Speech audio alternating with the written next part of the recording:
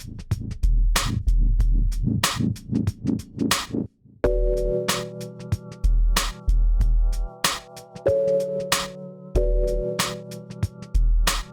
right, so let's wash away the foul stench.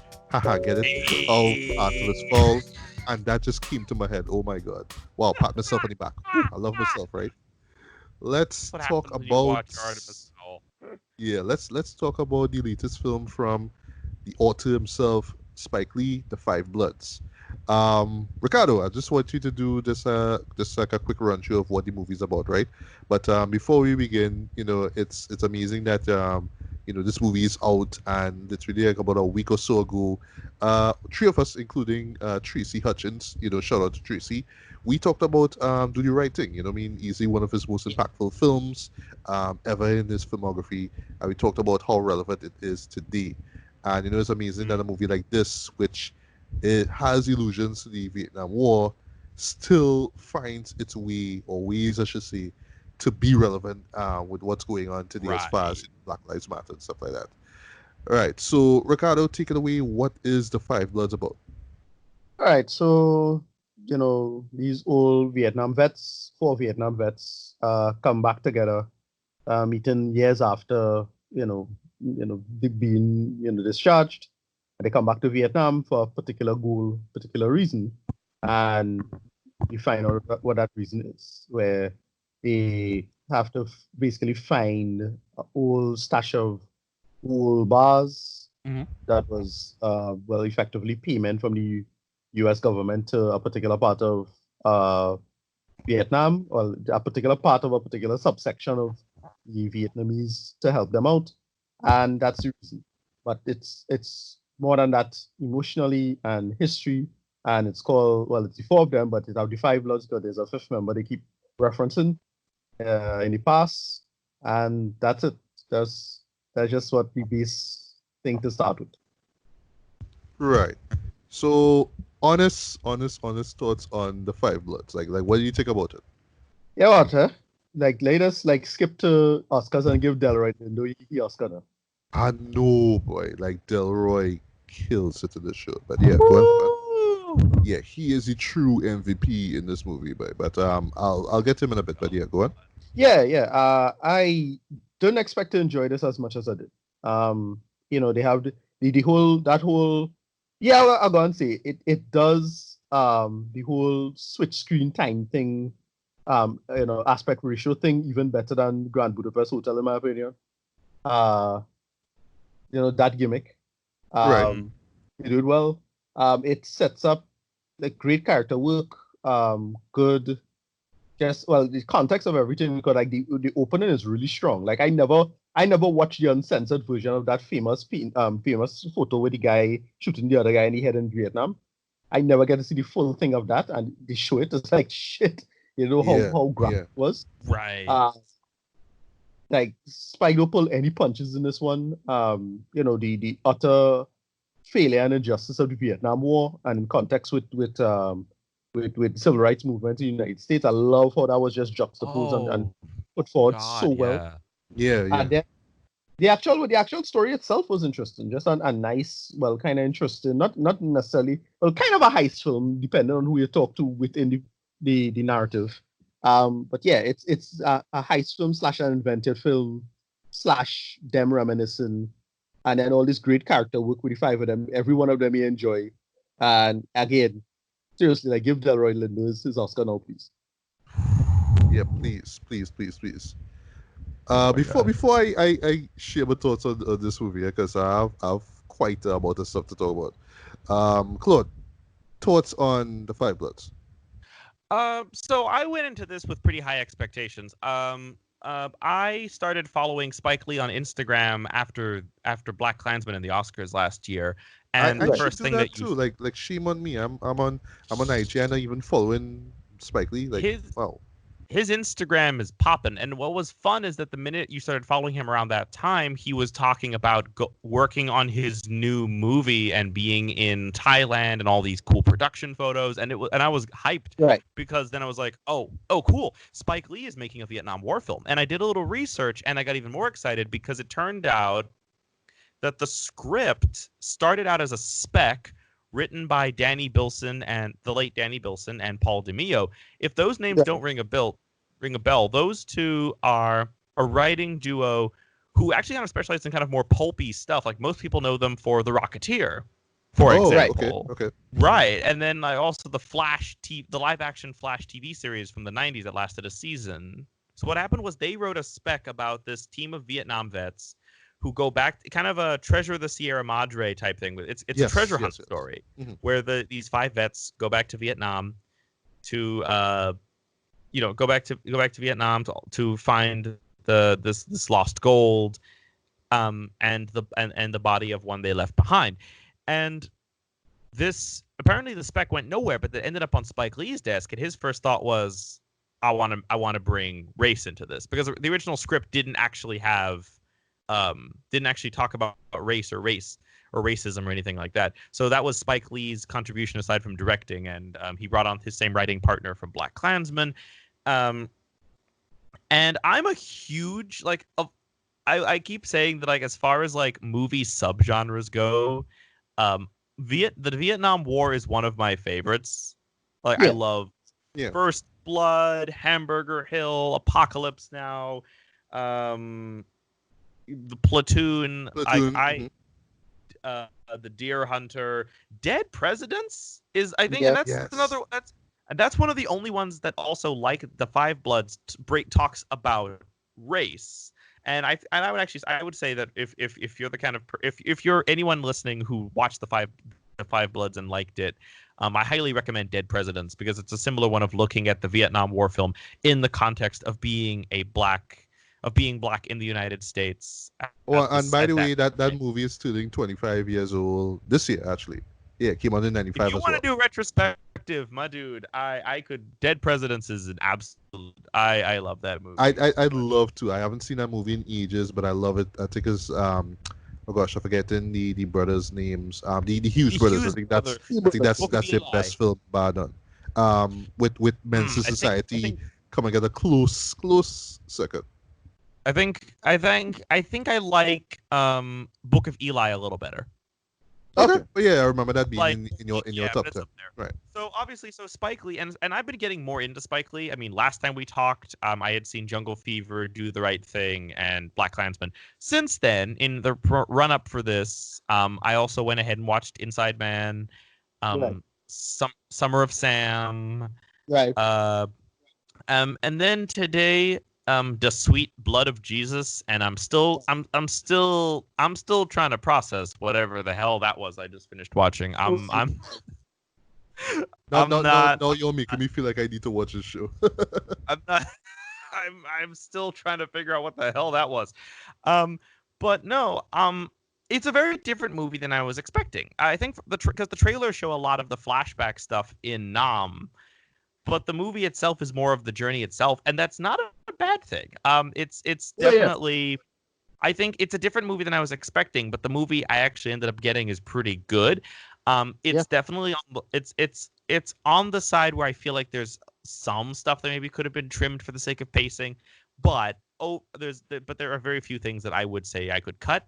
This is Lee still kind of channeling his more BlacKkKlansman type, very confrontational, his more in-your-face political style. So there's that element to it, which I love. His use of music in this is killer. My quick thoughts were I loved it. A little slow in places, but overall loved it. Right. No, I was enjoying what you were talking about. Let's just lay into that. Right. So my thoughts on the Five Bloods. Right. Just right off the bat, I dug how different it was, how distinct it was compared to like his other films. And this is not so much a gripe or, just like me kind of talking negatively about the show. But I have a feeling that there will be like diehard Spike Lee fans or people who just not really into his style of filmmaking or storytelling that probably will not like this movie at all. You know what I mean? They might be like, okay, well, if it's a war film, why do we have to stop to talk about this Black Lives Matter stuff? Why do we always have to stop to talk about, the contributions that African Americans made to, society, all that kind of stuff? But I will argue and say this is every bit what Spike Lee is, like who he is Exactly. as a director. He's always been doing that. There are a few moments where it does feel a little forced, like there'll be like a conversation scene. There's actually one conversation here. I'm not gonna say where they actually mention a particular African American figure. It's like, yeah, you know what? That reminds me of this guy, and you know what I mean. This person did this, right?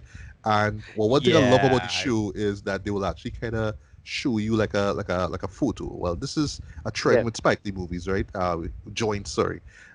He also did it quite recently with a show that I actually recommend people check out.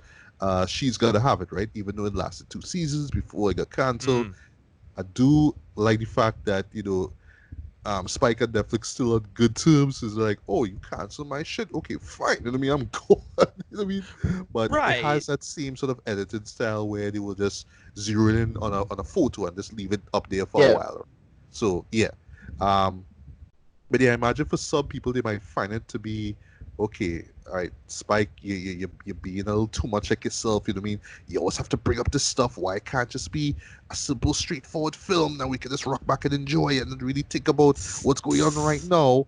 I know that will be a criticism, but for me, I think that kind of excels, that kind of elevates the show even more, Trent, because on the surface, it's Right. exactly what it is. It's these four Vietnam vets going back into well, Vietnam itself to find this lost school, right? Gold bars. And from there I was thinking not so much tragedy Sierra Madre, but more a little or one of my favorite war comedies, even though it's World War II, that would be Kelly's Heroes, right? This is one of yeah, Yes. Right. one of Love one that of one. the yeah one of the best war comedies ever. Clint Eastwood, Don Sutherland was in it, and it's just as well. In this case, it was just like this heist thing, like they're trying to steal this gold and trying to avoid the Nazis and all that kind of stuff, right?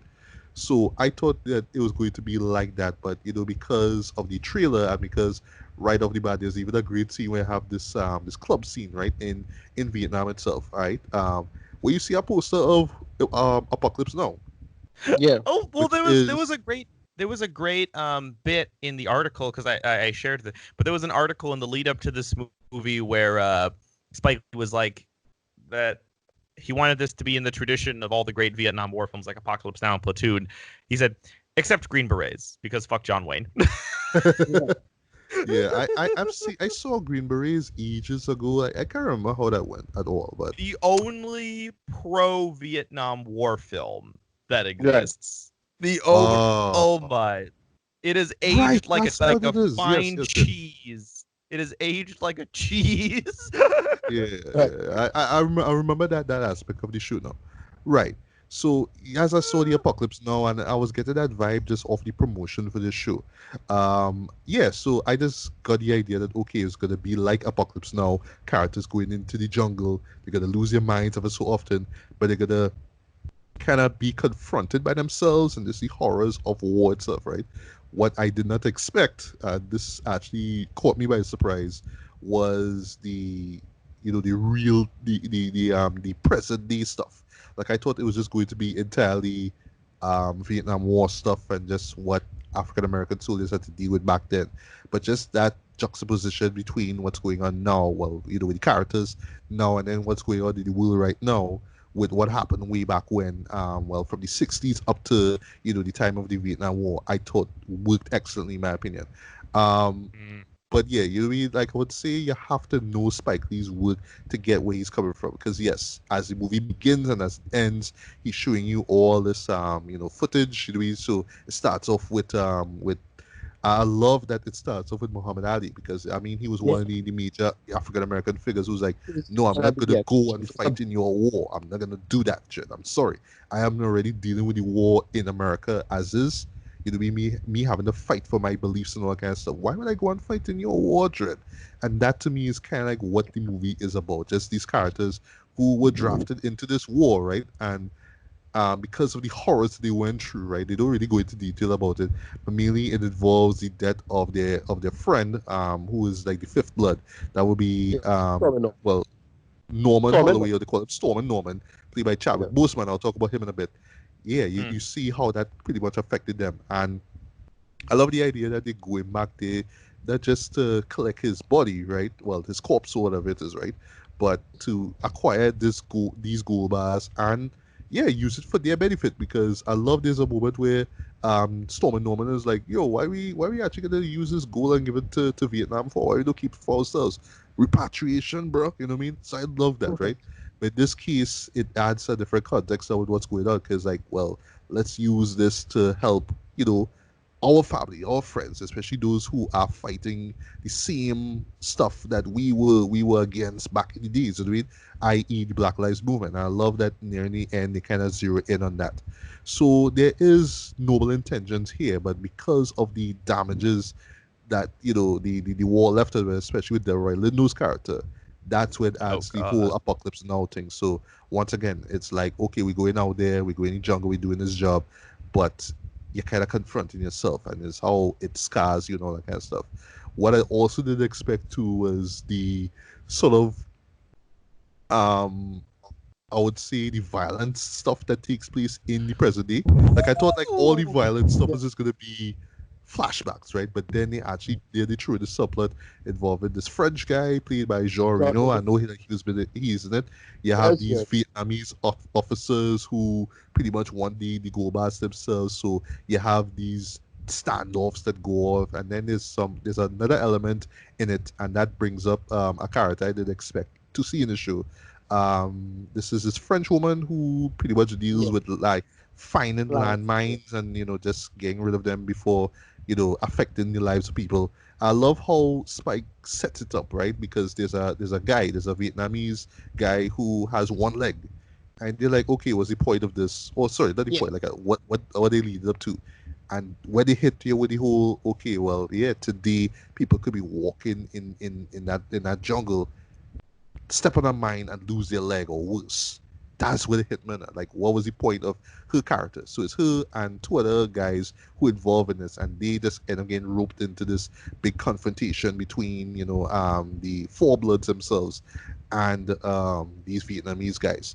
And at first, I was like, okay, so we own little war, like our little war, little reenactment somewhat of the Vietnam War here. Okay, cool, but what's it all leading up to? And that's when the movie really hit me. It's like, even though the war is done, you know what I mean, there are still wars, so to speak, that are still being fought. Right? And just because the Vietnam War is over, that doesn't mean that, oh, everything is back to normal. You know what I mean? People have to live with, you know, Right. with that Yeah. with effects of it now, and that's where the Roy Lindo's performance really shines. Right? That's where the point was really made through him, because yeah, he is like, out of everyone, he is like the most scarred Dread out of everything. Dread, I just seen him just break apart Dread throughout this movie is just awe-inspiring. Dread. Like, I know he was always a great actor, Dread. I also glad that they actually brought him back, because I was always like, whatever happened to him, Dread? But yeah, I agree with you, Right. Ricardo. This is an Oscar-worthy performance. So it is Oh, it brilliant. is. It is a little over the top at times, but it fits the what Spike is going for. Just few more things as well, see before I get to it.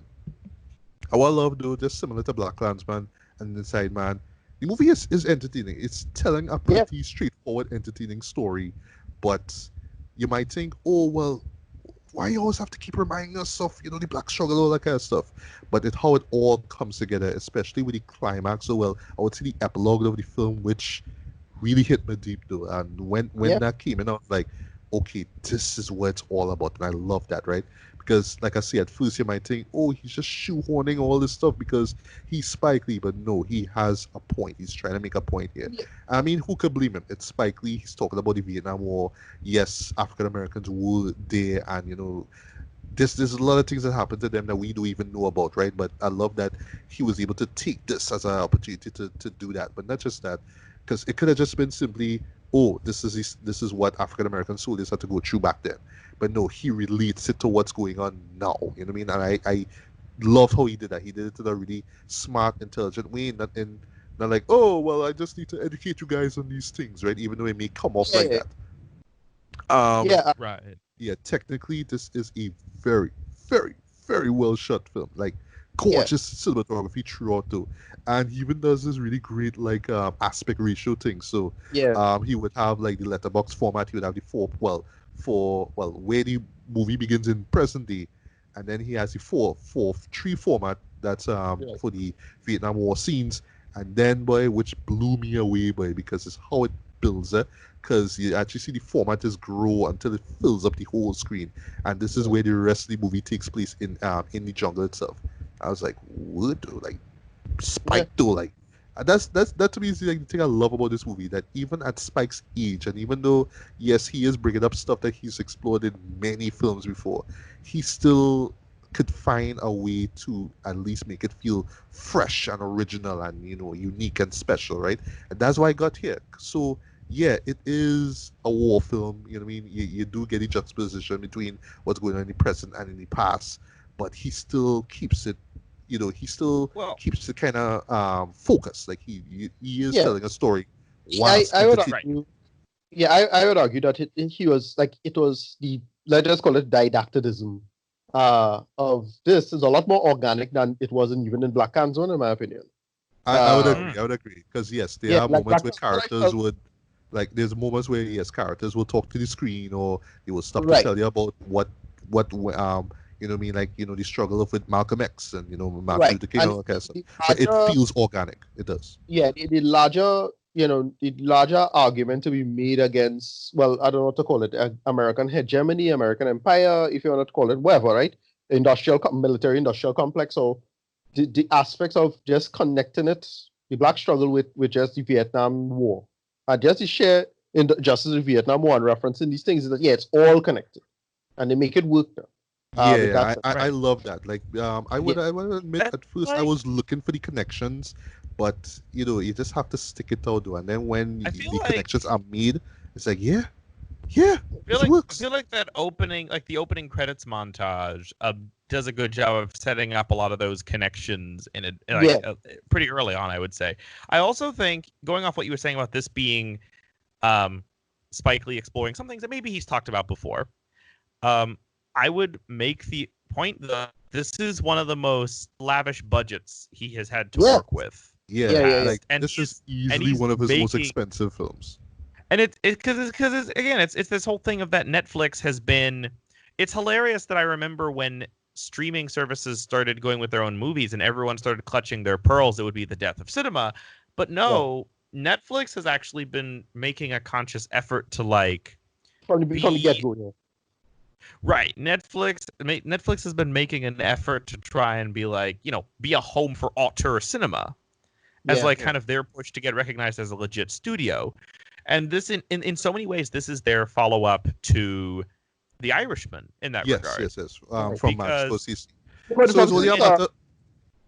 Sorry. since because since the movie did Elba, oh gosh, Oh, Beast of No Beast of the Nation. Nation, Nations, right? Yeah. Yeah. So right? what I was about to say, so it's only a matter of time before Mr. Chris Nolan, sees the light. Hopefully. I feel like the Tarantino. only thing standing in the way of I feel like because like what Netflix always offers is big budgets and full creative control. I think the only thing standing in Nolan's way is Nolan is he's such a stickler for the whole cinema Fulfilled. experience, Yeah. like he's Exactly. so hung up on that and shooting on film and like didn't he even he even refused to release the trailer for Tenet online for a while, right? Even though it was in cinemas. Yeah. Right, right. Like, I feel like that's his big hang up with getting involved in Netflix, which is a shame because Netflix is truly like out here just being like, if you've got a project and you want, come on, we have budgets, we have the money, That's we why. want Oscar That's why. recognition. Yeah. That's why I'm not really like when people say, "Oh, Disney gonna kill Netflix or HBO Max gonna kill Netflix." I was like, no, they actually giving people a chance. Like HBO Max is just that old bullshit, right? Yeah, yeah, Right? No, They exactly. might Like a people need couple new to things. cut with the alarmist crap. Right, yeah. exactly. And to me, I find not only that, but it gives you a lot of international and global South stuff, right? That Netflix Right. give it. Netflix have stuff from Colombia and Norway and all kind of weird places. Like what? And it's some good shit. So Yeah. like Oh, I, yeah. Friggin' Netflix are both Jodha Akbar and Lagan are both on Netflix right now. Two of them Wait, Lagan objectively. is on Netflix. Oh my god, I Lagan love is on Lagan. Netflix. I love Lagan Lagan. is on I love that Netflix. movie. Yeah. Like legitimately two of the best Bollywood films, in my opinion. Jodha Akbar Yeah. and Lagan are both on Netflix right now. Like it's crazy. It's absolutely crazy. Right. So just a couple of things before we get to rate it, right? There's just so much to unpack in this, and yeah, this is one that I really need to rewatch though because it's just so much going on. Like for one thing, the references to to classic war films. There's a great Apocalypse Now. There's actually two great Apocalypse Right. Now references. One involving the song that you know from it, another one involving well, a riverboat. I'll call it that, but they do a version of it in a really smart, clever, and dare I say Spike Lee kind of way, Jed. I mean, Yeah. the show just has so much to say. Like it has a lot to say about the glorification of the Vietnam War, Yeah. of the soldiers that took part in Vietnam War. Like there's a moment where they mention Rambo, and then those movies that Chuck Norris were in, the i.e. the missing in action films, Yeah. which Yeah. I Yeah. never was a fan of. Yeah. I never cared for any of those. I thought they were just garbage. But that kind of thing there. And also just the archetype of the black hero. And this is where we get Chadwick Boseman, right? Who, yes, is not in the movie all that much, but the moments that he is there, you would swear that he was just ripped from some sort of 70s black exploitation war film, though, you know what I mean? With the Afro picking Yeah. his hair, him talking about, black power and all that kind of stuff. But it works, though, and you kind of understand why he is the character he is. And then most importantly, he's the one who kind of well, not so much teaches the others, but kind of reminds the others, yeah, you know what I mean? There's a war going on in the United States. Like, if only we could have been there. This is a really a pivotal moment where yeah, MLK's assassination, right? Great powerful moment. I also love the oh gosh, the Samuel Jackson character, the Mr. Senior Love Daddy version that they do in this movie. It's this Right. Vietnamese Hannah. woman. I Oh my love God. that. Hannah. Hannah Yeah. Hanoi, right? Yeah. Yeah, Is that her name? Hanoi Hannah. Hannah. Yeah. Yeah. Real Yeah, person. and okay, yeah, and Yeah. you get some great Honest. moments, some musical moments. One in particular is a cappella rendition, well, actually from Marvin Gaye of what's going Yes. on. It is Yes. really, really Hard. powerful. I really love that. And also in true, Spike Lee fashion, like we say, stuff that he talked about before. The idea of soldiers pretty much, having children, well, Vietnamese, children. Yeah. Yeah. A great, great, great moment with what's his name, boy? Clark Peters. We will remember from The Wire, right? Yeah, great, powerful moment with well, sorry, a great Oh man. subplot, I should say, involving that. I And speaking of that, also my boy Isaiah Whitlock Jr. Yeah. She, She. he's in this, and yes, he gets to say she. I love that. If you get one of those, I was ducking out point from the movie. Yeah. Sorry. I say if we didn't get one of those, I was ducking out point from the movie. When I see him, I was Yeah, like, oh yeah, yeah. yeah. Come on. Who else? well, No, like, and it's well, I was excited. I was excited and am still excited by all of the different nuances of not only the war but the fallout from the war. Yes. Spike Lee explored in this movie, and especially when that one member of the Bloods went and visited his wife and illegitimate child. yeah, right. Well, that's what I was talking about. That character in particular. Yeah, that bit exactly. Like, I love that whole bit, and like because and this is something a lot of Americans don't know. If any of you are listening, fun fact: if in the and I learned this because I know the American immigration process inside and out. Fun fact: there is a subcategory of immigrants if you can prove if you're Vietnamese and you can prove that that your parent was an American soldier in Vietnam. It's one of the it's one of the categories where they'll kind of like speed your process along a little bit. Because there were so many of these half American, half Vietnamese kids, like, and obviously growing up in Vietnam for them would be especially difficult, and it's not something you see in a lot of the like, I haven't seen a movie that's talked about this before. Yeah, Right. yeah. All right. So in closing, there is a lot to unpack and just think about and ponder with this movie, and that's not to say that the movie is complex. Well, it is complex, but it's not really confusing. I will say though, It does run a tad bit too long though, because this is like clocking in at about two and a Well, half hours, a little bit of change. They Yeah. yeah, admittedly there are a few moments where they could have cut out, but I just imagine Spike just wanted to make, something akin to like a Vietnam War epic, like, of course, Apocalypse Now, right? Like Apocalypse Now itself, it has you're not really sure where the story is going. I think that's something that kind of threw me off at first, and it will with people going in for the first time though. But just like Apocalypse Now, it's all about the journey, though. And well, in this case, it's the journey and the destination. And when you reach that destination, it's like, oh, okay, okay, this is what all this is about. And not to spoil anything, though, but the final piece of footage of the show before they get to credits, and the yeah, cre- and the actual blurb that they have after that, though, that's when I was like, all right, right. yeah, yeah, yeah, Well, yeah. I wanted to Stars. talk about. I wanted to talk about that without spoiling it. But it's kind of hard to, so we'll Yeah, just leave it that's the thing. But what what because what I could say is that is the whole idea of what I mean, while we are fighting in this war, and for some person there's another war that's going on, and if we aren't there to really do something about it, then yeah, important people could die. right. And that really hit me deep, where I was like, wow, like, Yeah, you, Mm. and Spike still has it. He could still give us an entertaining and emotionally compelling story, and still give us these powerful messages and gut punches though. So yeah, rating wise, I would give this a light 4.5 out of 5, man. This is easily one of his best works. This is one of the best movies of the year. But for sure, for sure, for sure, this is one that I could easily say is one you can't just watch once and be like, yeah, yeah, I don't need to watch this again. This is one you have to watch over again, because there's just so much themes going on. And at first you might think it's just a lot going on thematically, story wise, but how it all comes together, though, and what it says with what's going on right now at this moment, though. I mean, that's just a testament to how great a director and how relevant a director he is. It is one of his most distinct works, so yeah, people who like expecting a certain style or formula might be turned off.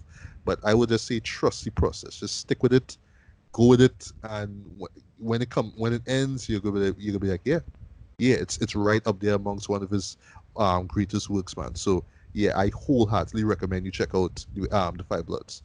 Ricardo, yeah. last written rating on the Five Bloods. Yeah. For me, top five, likely, easy top five for Same, me. yeah. Yeah, Yeah, yeah, I didn't expect this to be as good as it was. It really, really did a lot of great story building. I think, as I say, it's one of those films I could have easily wrapped up hour and a half in. Like where they got to at that point, like, oh, they could have just called for a chopper. And that's it. They go home, and then they ramp it up in such a great way with a yeah, certain character, certain thing happening to him. I was like, oh shit, this is yeah. gonna be a. And then For me, I think it's the unpredictability of the story that makes it work yeah, too. It's and it just not builds knowing well. where the story is gonna go next now.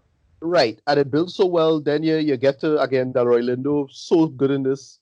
His arc, Oscar nom, yeah, please. Yeah, him being like a Trump supporter, and then the subtext of his PTSD and all of that. With that, I love all of that. by the Like way, all of that. that whole Trump supporter thing, I think that might rub some people off the wrong way. Not No, seeing but just Oh, Trump and supporters, but Spike knows it yeah, too. Spike right, knows it too. It's presented with his usual "I don't give a fuck" attitude that's what about I it. love Like right, about that. Yeah, if you're offended by it, good is basically Spike's right. thing. Yeah, yeah, yeah. That's what I love about that. Mhm. they make it work, and then is where because another little subtle thing is where that cap moves to, who wears Yeah, it, yeah. and how they make that work. Oh, and how he looks like.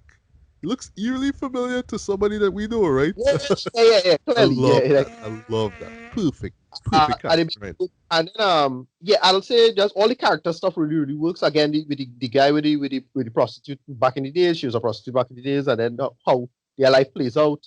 Um, well, the one thing we didn't talk about again, Delroy Lindo was great, but Delroy Lindo's son, the guy who played him, Yeah. um, Oh I yeah. didn't see that subplot coming though, but once again, the unpredictability of the show here. yeah, But even that they make it work. They make it work. yeah, they Yeah. make that work as well. And then I like how they bring in the landmine people. They come together and everything ties together quite well. Yeah. As you guys mentioned, they could have probably cut maybe I'm not sure how much they could have cut, but in my head I had about 10 minutes in my head they could have cut probably. Yeah, but a 10, Right. but a 10. Right, because it had one sequence I really felt went long, and that is when again around the hour and a half moment. It's like it just going on and going on. I was like, Right. I get it, but I thought it would have like played a little better because it's like they well, all I'll say is they dig up a chest and see the chest rotted out at the bottom, and then they had to go along, finding the gold bars at that point. Yeah. That's it. That goes on a little long. I thought they could have do something, make that flow a little better. But whatever, it's fine. All the stuff with Chadwick Boseman is excellent. Like I like a lot of that. How it cuts back, and then that last little piece of where you find out about Chadwick Boseman, like the big plot. Well, it's not really a plot secret, but it's done very well of what happens, what happened to him. Mhm. I like that, and they make it work in the context of the storyline. Right? Again, Delroy Lindo needs an Oscar. Yeah, please, Academy, please. Academy, listen to us. And then, Yeah, listen to this little podcast, please. right, and then they tie the overarching narrative with that last speech. What we see Yeah. ties everything Right. together because it does something. We'll probably have a spoiler talk maybe for this maybe sometime, but it does something I always felt was a really flawed narrative about that person. Right? Incredibly Right. flawed narrative. And what made that person like legit controversial is talking about that, not this. The thing that he's famous for, that's not why he was controversial. What he was talking about. Oh, I know what you're talking Okay, about. I got now. you. I got you. Yeah. See, Right. that's all I'll say. I don't want anybody to know because it's how it's done is very good.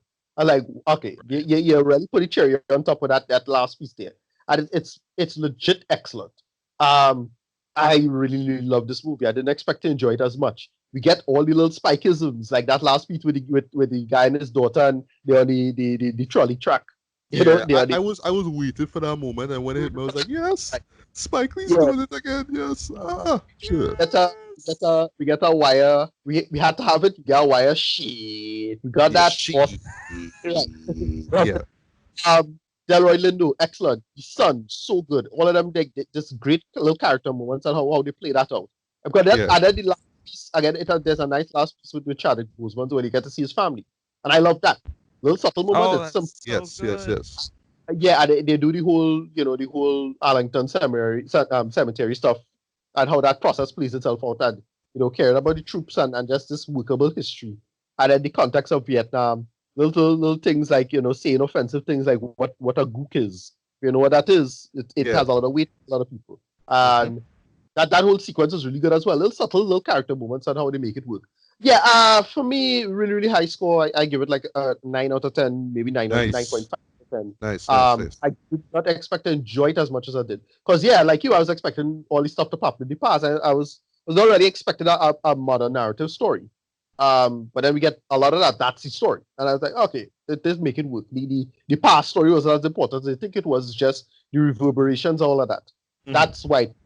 Yeah, I really really liked it. 9 out of 10 for me. 9.5, I'll say probably. Right. Okay. So CC, final thoughts and rating on Five Bloods.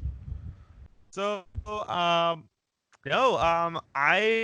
am a Vietnam War film junkie, and this film found things to talk about that I haven't seen anyone talk about before, which is an absolute treat, and I loved it so much. Also somewhat self-aware about its place within the genre of Vietnam War films. It's definitely go into this expecting more of Treasure of the Sierra Madre and less Platoon, if that makes sense, is what I would say to people. And I will agree. I think there are places where it could have been. It's a little bit like Jungle Fever, where I feel like Lee is trying to explore so much. There are points when you could have cut there's maybe a couple things you could have saved for another story to themselves, and then the movie would have been a little leaner for it. But no, overall, as part of my journey of falling in love with the filmography of Spike Lee, this is another winner. This is another. but like falling in love with this man's filmography so much. And then even the problems with this movie are problems because it's an ambitious film, and for the most part, very, very ambitious.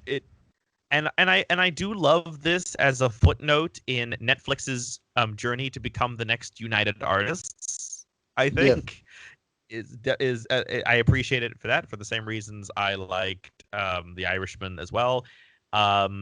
The cast is brilliant. The writing, the ensemble writing so good, and the cast. The script gives the cast a lot to work with, and the cast work with what they're given so well. There are so many twists and turns I didn't expect, and it's a movie that's do go into this blind because there's a lot of great twists and turns to it that really enrich the experience. No, I'm also gonna go with a 9 out of 10. Nice, Almost perfect, but so damn good. Right. Well, last things I want to say, with